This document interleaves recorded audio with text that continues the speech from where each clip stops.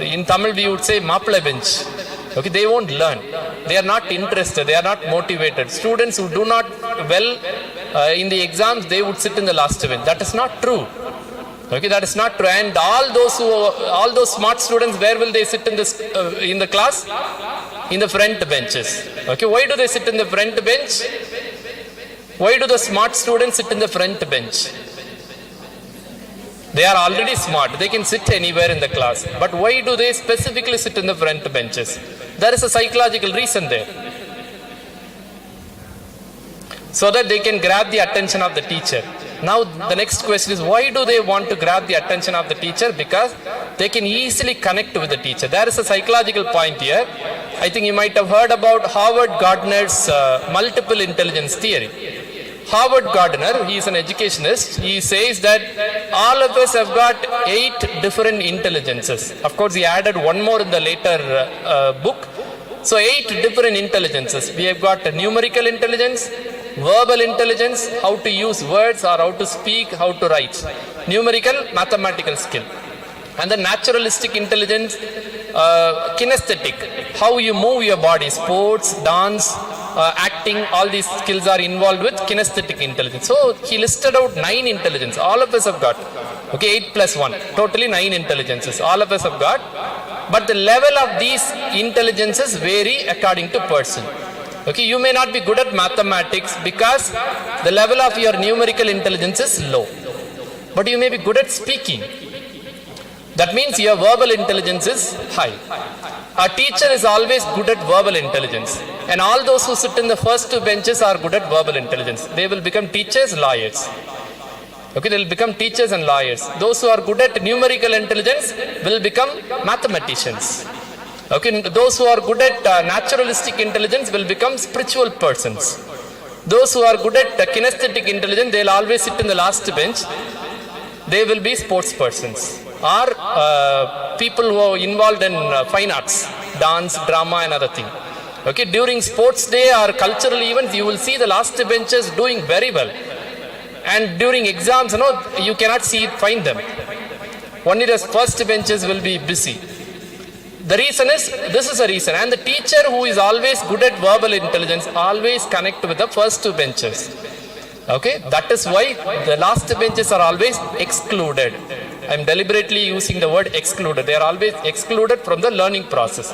We tell them that they are dull students, they cannot learn, and they need the support of others. But they are also intelligent. Okay, so when you use technology, you will be able to integrate multimodality. You will be able to introduce various modes of learning, not just verbal mode. In a traditional classroom, the teacher will only give a talk. Okay, chalk and talk method, we call it. There is no such method actually. Chalk and talk method. The teacher will only talk. Only through verbal medium, students have to learn. And even the textbook will also have only the verbal medium. Okay, so students who are verbally intelligent will be able to learn better. Okay, that is an unfair situation. But with regard to technology, you can make students read, write, do something.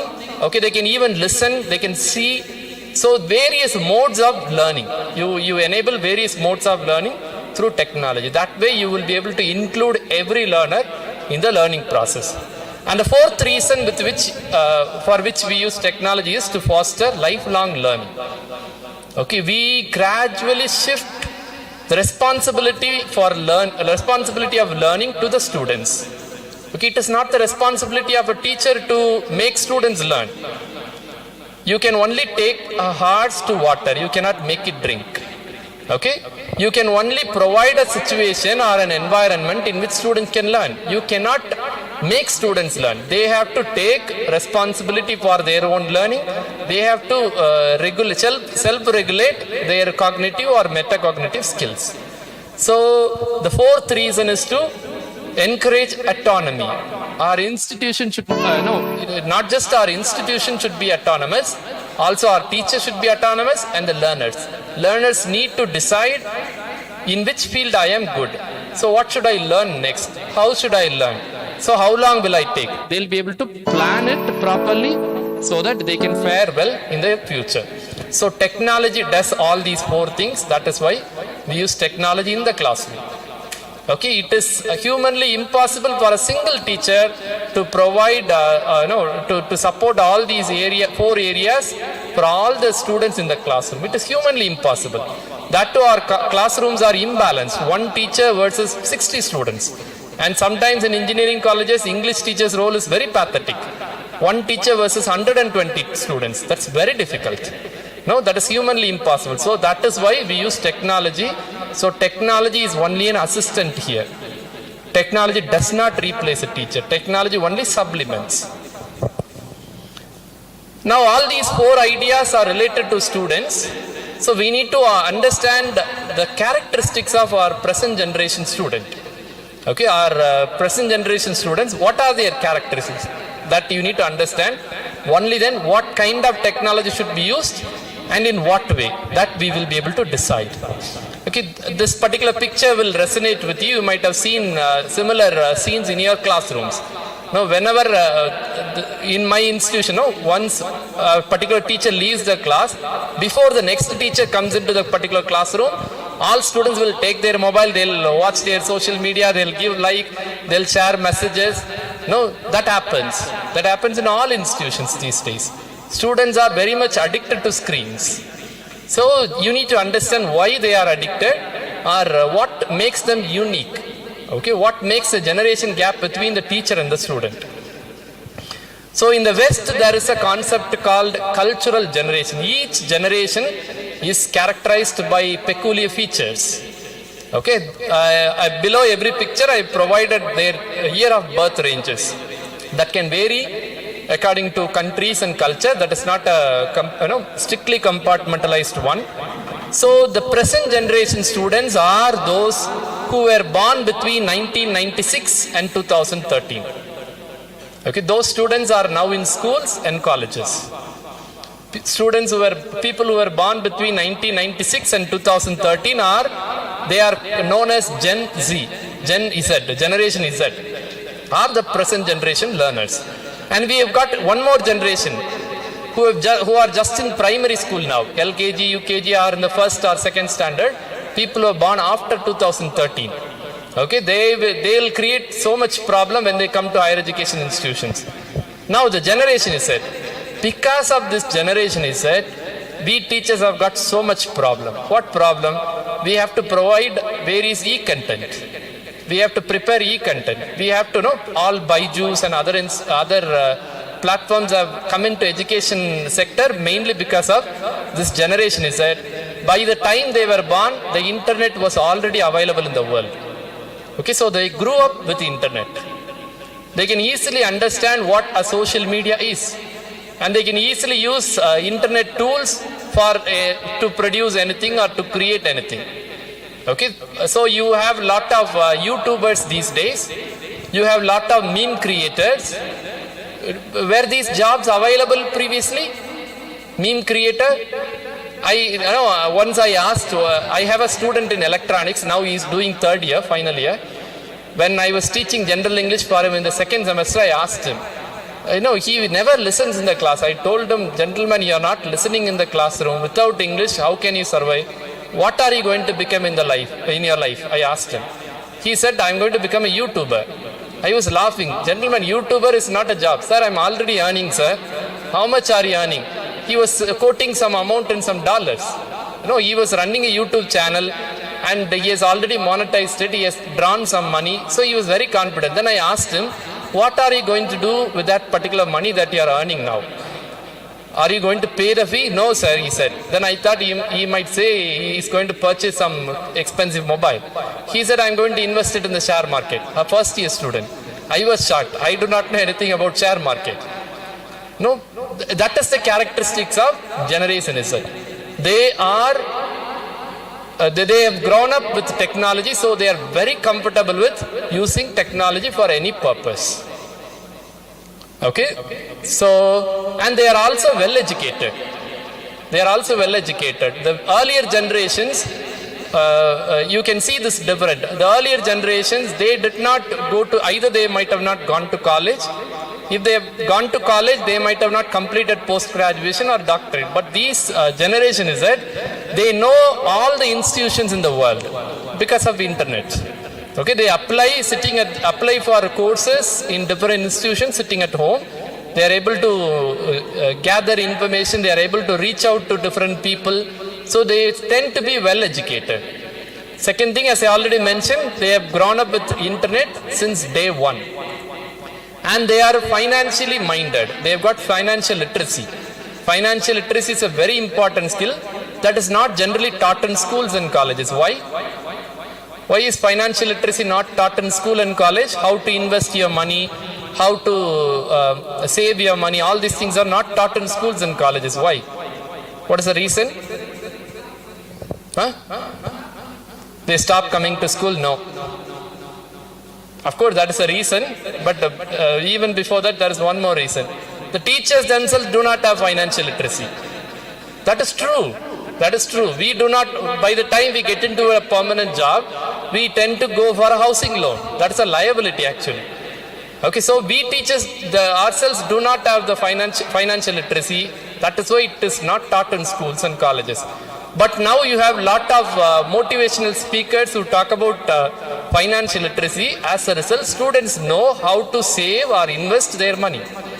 Okay, not all the students, but still, at least some reasonable percentage of students are good at managing their own money.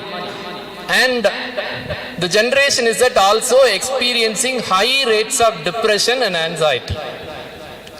You just take away their mobile phone, that's all. No, when students use mobile phone in the classroom, I used to snatch and I would keep it at least a day or two. But the instruction that we receive from our head of the department, he would say, just observe the student. If he is very much anxious, give it back to them. He might commit suicide and that will create a problem for us. That is true actually. That is true actually. You can see the students' reaction. They are very much anxious and they have got lot of depression. They do not know how to manage their time. No, because of their depression and anxiety only, they are always on the screen. Okay, it is not the other way around. So we need to empathize with the present generation students because they've got high rates of depression and anxiety. Finally, this generation is that prefers mobile devices to television. They don't watch television these days.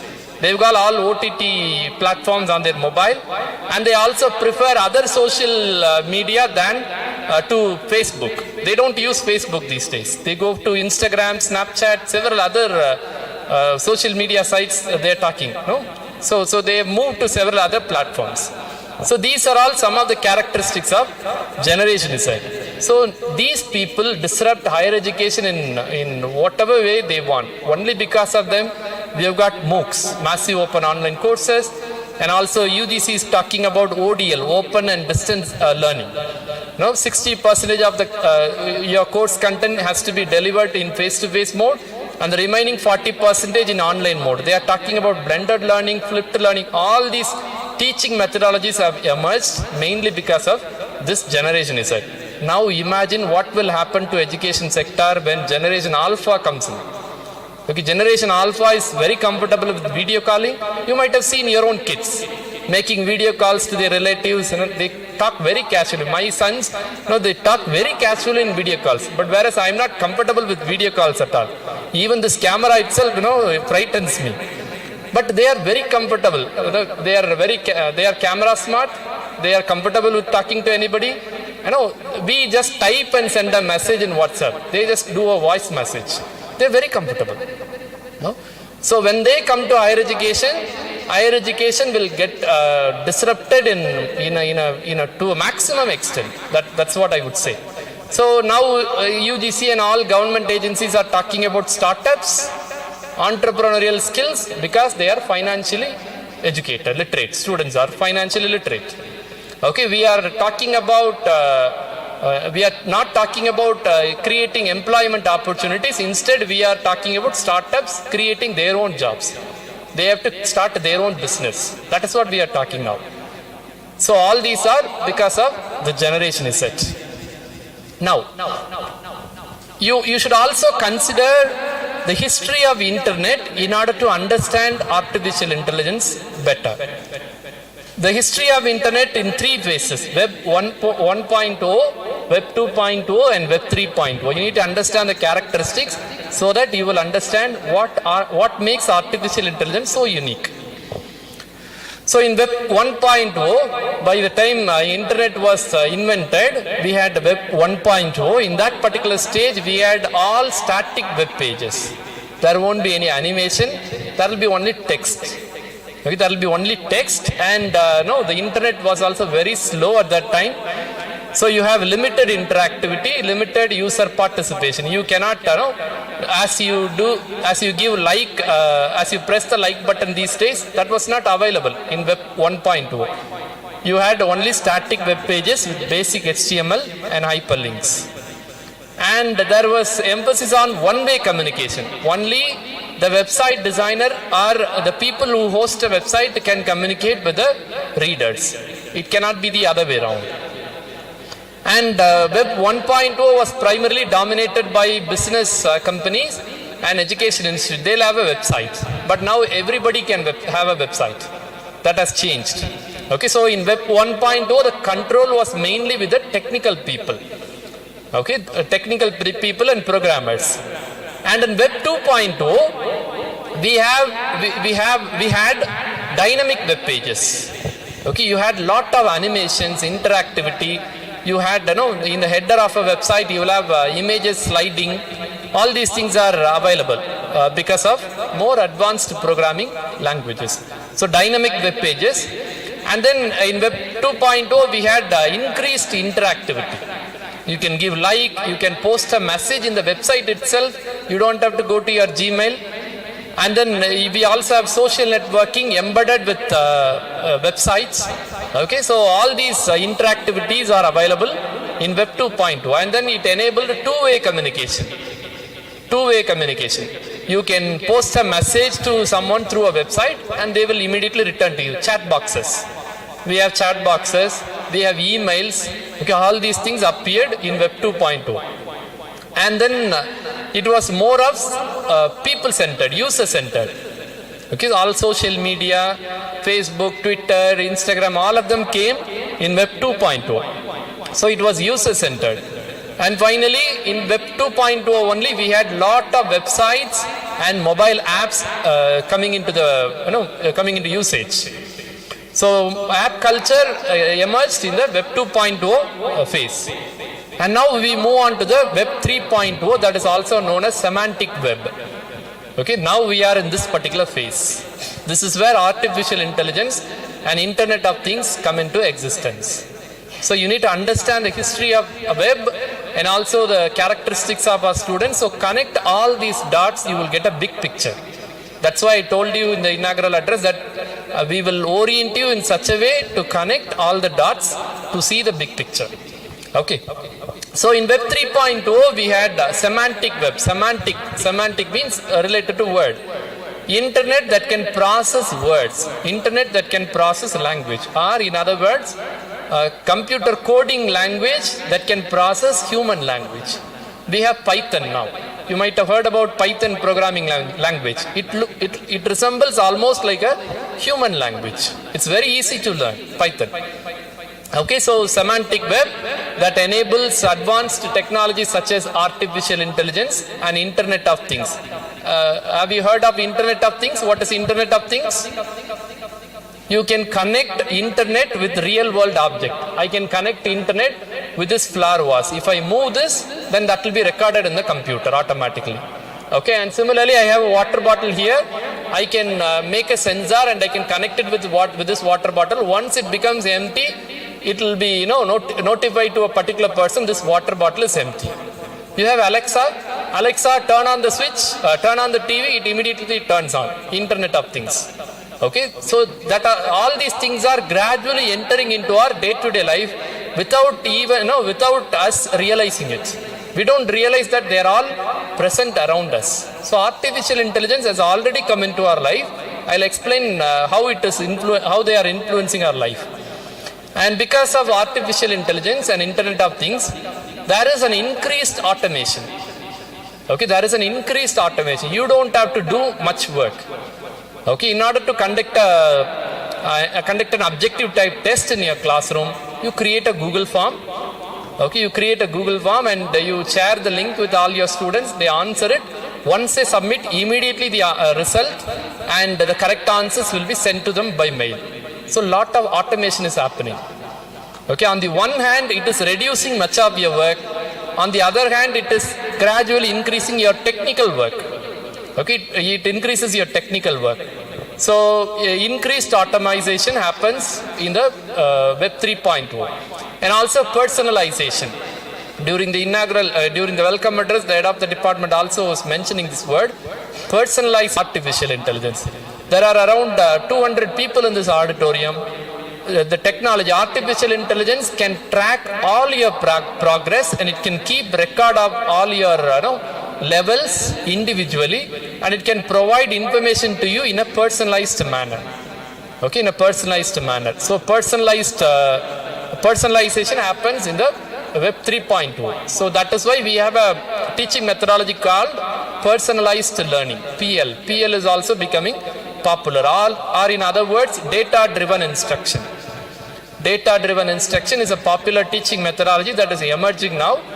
So with the use of AI and IoT, you will be able to implement data-driven instruction or personalized learning in your classrooms.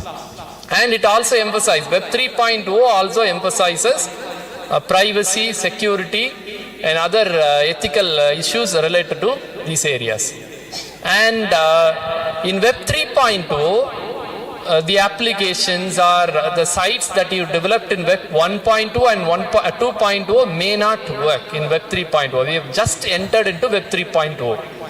Okay, we have just entered.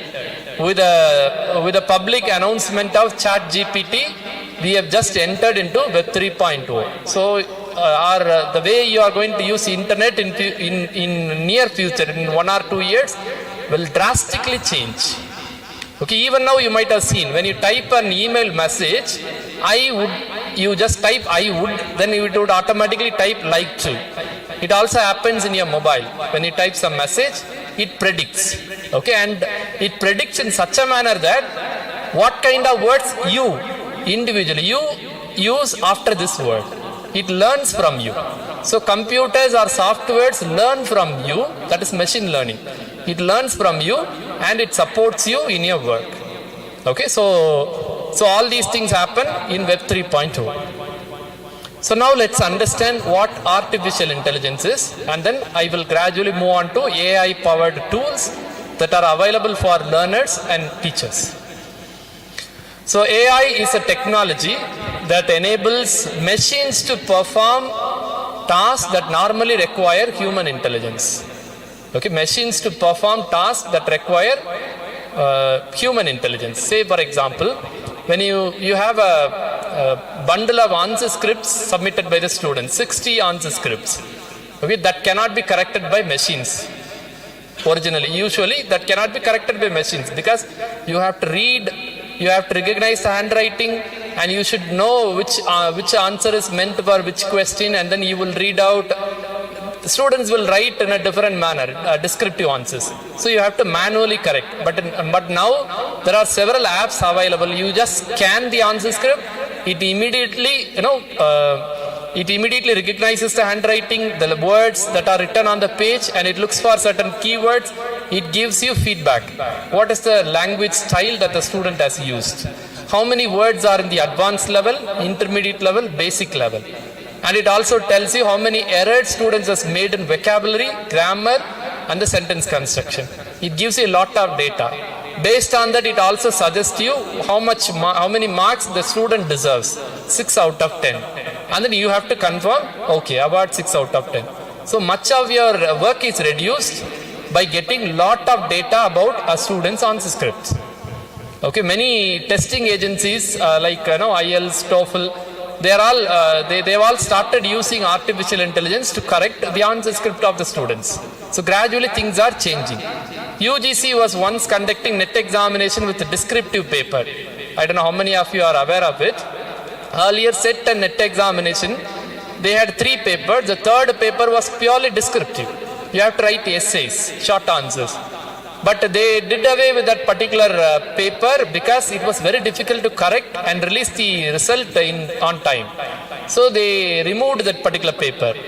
But after removing that, there were a lot of criticism about net examination, that many people who do not know, who are not able to construct a sentence, they pass net examination.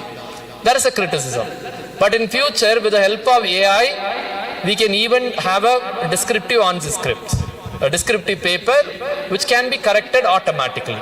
Okay, because that is with the help of semantic web. So internet can learn from us. Okay, artificial intelligence can learn from us, and it can reason, it can analyze the data. It can, after learning from us, it will analyze the data that is collected from us, and it can solve certain problem. It can also suggest you certain solutions. It can give you certain decisions. And AI algorithms, that is with regard to technical aspect, AI algorithm can have gather lot of data which cannot be collected by human being. In a classroom, if you have 40 students, during one academic year, a teacher cannot collect much data about the students. Maybe at the end of the year, sometimes we might ask, what's your name? We might forget. Or where do you come from? We might ask certain personal questions. We cannot collect that much data. But AI algorithm can collect, store that much data, and it can also present it in such a manner you can use it for any purpose. And the benefits of using artificial intelligence in ELT, English language teaching. What are the benefits? After learning the benefits, I'm going to demonstrate some of the AI powered tools that will be helpful for speaking skills and writing skills. The first one, personalized learning. As a result, your learning, as a result of using AI, your learning will be personalized. So the content, learning content, and the assessment will be based on your level and your pace of learning. If you are a slow learner, the content will be according to that. Or if you are an advanced learner, the content and assessments and the activities that you get, all of them will be according to your level. So in the same class, you can have several tracks of learning with AI. And then you get immediate feedback. Many of you might have used Grammarly.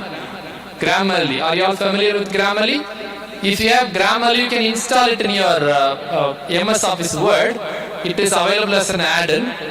So if you turn on Grammarly and write something, as you make mistake, immediately a message would pop up on the right hand side saying there is an error. And it also gives you an explanation. Why is this particular sentence an error? And it gives you examples and explanation how the error has to be corrected. Okay, so you get immediate feedback of whatever you are doing on the internet. And then enhanced learning experience. AI and machine learning and the Internet of Things, all of them together, they provide you experiences such as virtual reality. Okay, virtual reality and augmented reality. What is virtual reality? You will feel as if you are in some other place. You might have seen 360-degree images in the internet. Have you seen? If you move your mobile, you will be able to see everything. You can see the sky, floor. Okay, 360-degree images are popular now. That is an example for virtual reality. And in many engineering institutions, specifically in mechanical engineering department, they have a virtual workshop. Virtual workshop for the first year students. The reason is first year students may not be serious about the equipments available in the workshop. They might break the things. They may not know how to handle them. So they have to wear a goggle-like thing on their eyes. We have virtual goggles. You wear it, and then they would play a video. In that video, you will be able to see all the sides, and you will also be able to interact with the objects. You will see real-world objects in the video, and you can touch them, you can move them, and you will also have people in the video who would explain what that particular object is, what is it used for. Okay, such virtual workshops are becoming popular now. We also have virtual surgeries. Virtual surgeries in medical field. Before the practicing doctors, before they do surgery with real people, real patients, they do surgery with virtual patients. That is gaining popularity in many medical institutions these days. So they have to wear a goggle-like thing, and they would see a virtual patient. They can operate. They can see the real heart in virtual reality, and they can they can interact with the heart. They can cut and if they cut with if they press more, then more blood will come. It will be so natural. The virtual reality will be so natural. So virtual reality has entered into all domains, not just in medical field, in mechanical engineering. It is entering into all domains. Now we have virtual field trips, virtual campus tour. All these things are available because of this enhanced learning experience. So in your lessons, in your language learning lesson, suppose if you have an activity called you go to England and you have to ask for direction. Then you can provide a virtual reality, and you will when you wear the goggle, you will feel as if you are in London, and there will be another avatar of a person. That person will interact with you. That is a robo. You need not bring a machine robo inside the class. Even a virtual avatar can also be a robo. You talk to that robo and then it will reply to you. When you make mistake, that will correct you in a subtle manner. Say for example, you are saying I is, then your name. Then it will correct you in a subtle manner to make you understand I am is the correct expression. Okay, I'll also show you an example. And then accessibility, as I already mentioned, AI can increase accessibility. Okay, it can increase accessibility for people with special needs. Okay, people with special needs, and then people who are in who are deprived of certain facilities due to their location. Okay, due to their culture. So it can increase accessibility for all kinds of people. And it can also provide language practice. How many of you have used ChatGPT? ChatGPT? Okay. Okay, a considerable number of people have used it. So in ChatGPT, you can post a prompt like this. You can post a prompt like this. Say that you can tell ChatGPT that I am a beginner learner of English and you are an experienced teacher. I want to get a 6.5 band in IELTS. I am preparing for IELTS. Train me in speaking skill. Okay, start the conversation. If you post a prompt like this, then it will ask you a question. What is your name? Then you write something. Then it responds. That way the conversation will go on. You don't need a real teacher to train you in a personalized manner. You can use ChatGPT. Similarly, I was conducting a reading assessment for my students. I just wanted to try how far it is useful. So I posted a question. Provide a 250 word reading passage on multicultural India at the upper intermediate level, and also provide 10 multiple choice questions based on the passage. He provided a passage and also provided 10 questions. Then I had a doubt whether the paragraph might have been lifted from some website. So I asked the question, is it an original passage? Then it responded to me saying that yes, it is an original passage based on the data that it has collected from various websites. It has produced the passage. I even searched for, looked for plagiarism, but there was no plagiarism. There is also a potential threat here. Many people would start writing research papers using ChatGPT. Okay, but plagiarism softwares will become powerful in such a manner that they can detect whether you use ChatGPT for writing a research paper. That will also happen in future. And then instant translation, you can immediately translate a text written in some other language. There are several apps available. You might have used Google Lens. Have you used Google Lens?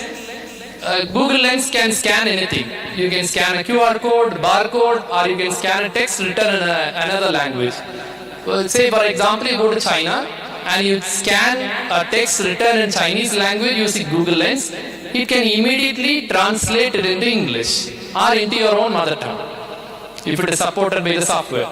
Okay, so immediately you get an instant translation of what was originally written on Chinese. Okay, so instant translation is available. As a result, you have multilingual support, so you can learn several languages simultaneously. And speech recognition. In Web 3.0, the internet can recognize your speech. Okay, how you speak, all your pronunciation. Okay, even if you make a mistake in your pronunciation, it can trace and it can record it. Okay, even if you speak faster or slower, that can recognize it. Okay, so we have speech recognition in artificial intelligence. And the data analysis that happens at in the backstage, like it analyzes the data that it gathers from you. When you interact with ChatGPT, it collects a lot of data about you. You need to be very careful. It collects a lot of data about you, so it knows everything about you. Okay, if you use ChatGPT for about 10 days, then it knows a lot about you. Maybe after some time, ChatGPT, tell me what you know about me. Then it will tell you whatever it knows about you. Maybe you can even ask ChatGPT, you can tell me, you can assess my language skill. What is my language skill? Where I am weak. If you ask for a list of areas where you are weak, it will list it out. Okay, that is possible now. And then you have gamification. Have you heard of gamification? Gamification is a popular trend now. It was originally used in business field. Now it is also used in educational field. All of you might have visited Trends to purchase dress materials. Trends, have you visited Trends? All of you must have, right. So when you purchase, let's say for about 3,000 rupees, along with the receipt, they would give you something. What do they give you? They would give you coupon. Okay, they would give you a coupon. They would tell you that if you purchase for 1,500, you would get reduction of 500 rupees the next time that you buy. And there will also be a specific date in which, during which you have to buy. Okay, that is a part of gamification. Suppose you don't need to buy any dress material during that time. What will you do? You will either give the coupon to somebody else, asking them to make use of it, or you yourself will get tempted because you are losing 500. Actually, you are not losing 500. But they will make you feel that you are losing 500. They will make you get motivated to buy more. Okay, they will make you to, and also the way they arrange the shop. And you will get points. Once you purchase something, you will receive a message that, dear customer, you earned 100 points.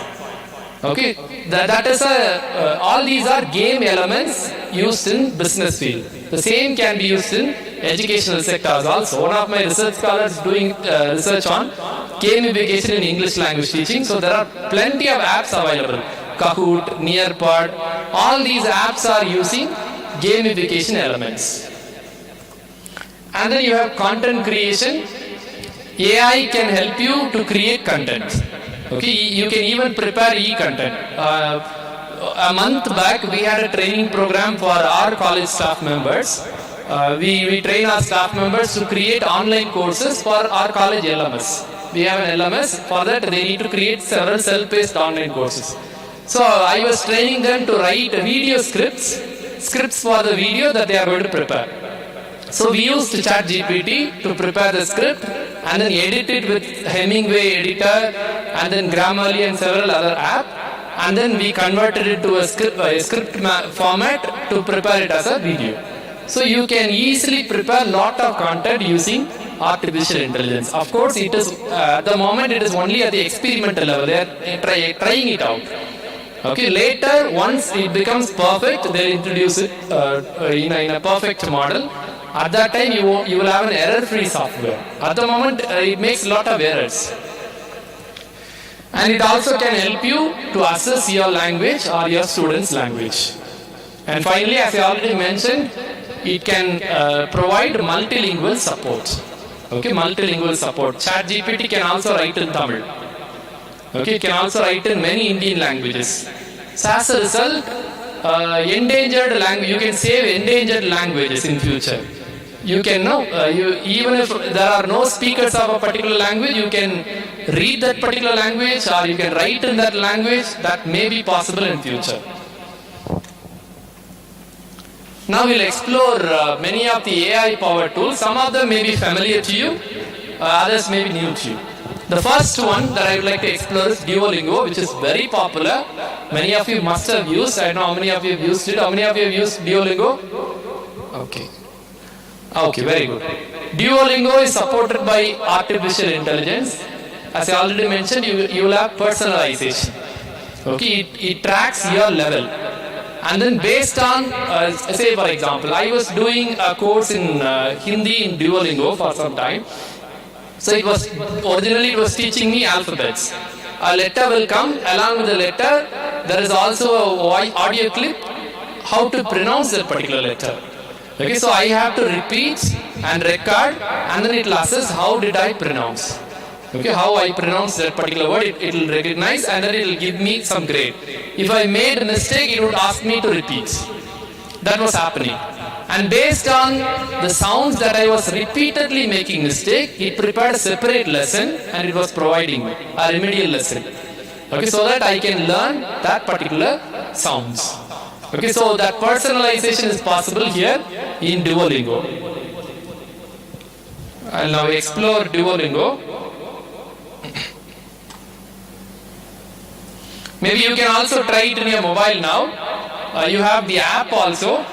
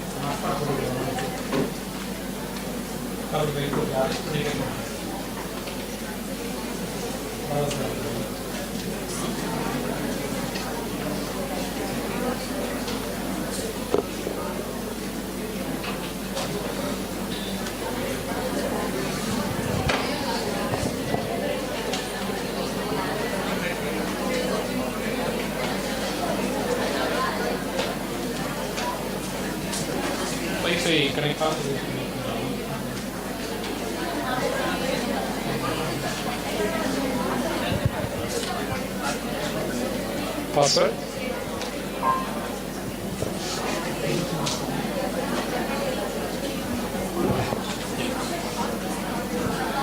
So once you go to Duolingo, I'll ask you what language do you speak at the moment. Okay, so you need to provide your first language, and then it will also ask you what language you want to learn. You need to tell what target language you want to learn, and then it will ask you your level of familiarity with that particular language. Are you a beginner, intermediate, or advanced? Based on that, it will prepare lessons and it will give it to you. If you are a beginner, it will start from the basic sounds and alphabets. Okay, or if you are an intermediate, it will start with vocabulary and grammar. If you are an advanced user, it will start with activities or tasks. So you can help your learners to learn English to Duolingo. Not necessarily inside the classroom. That is why I told you that artificial intelligence is user-centered. It does not give artificial intelligence does not give you tools that teachers can use in the classroom. That is over with Web 2.0. In Web 3.0, it is empowering learners because of personalization. So students have to use it. Maybe if you have a language lab in your institution, don't go for high-end softwares. Instead, you can use a lot of such free softwares, free websites, free course platforms where your students can learn on their own. So two things can happen. One is the personalization by the software. The second thing is students have to have a separate record for their reference. What they are learning, they need to set their goal with regard to learning or language learning. They need to set their goal. They need to decide what they are planning to do next. Okay, they have to have a reflective journal.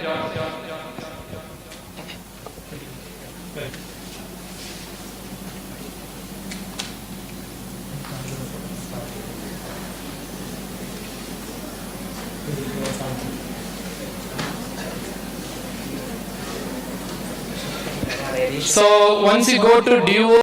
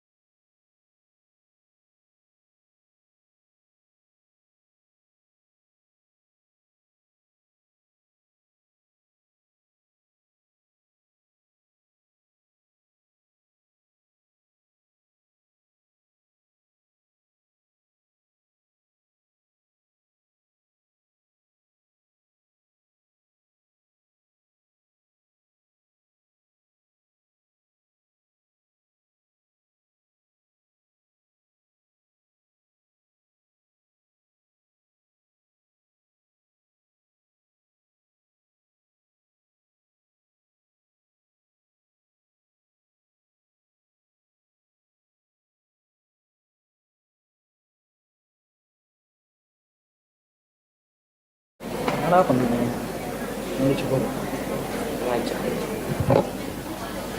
I have posted a sentence in simple past. Let's see. I spoke English well.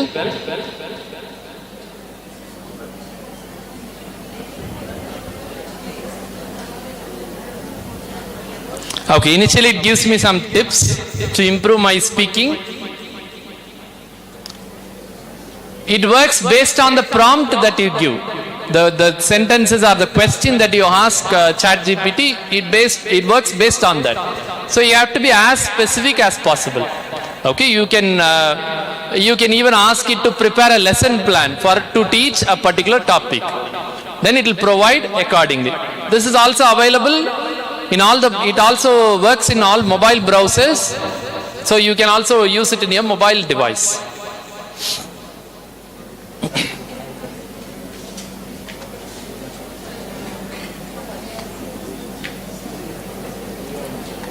The tool is very simple.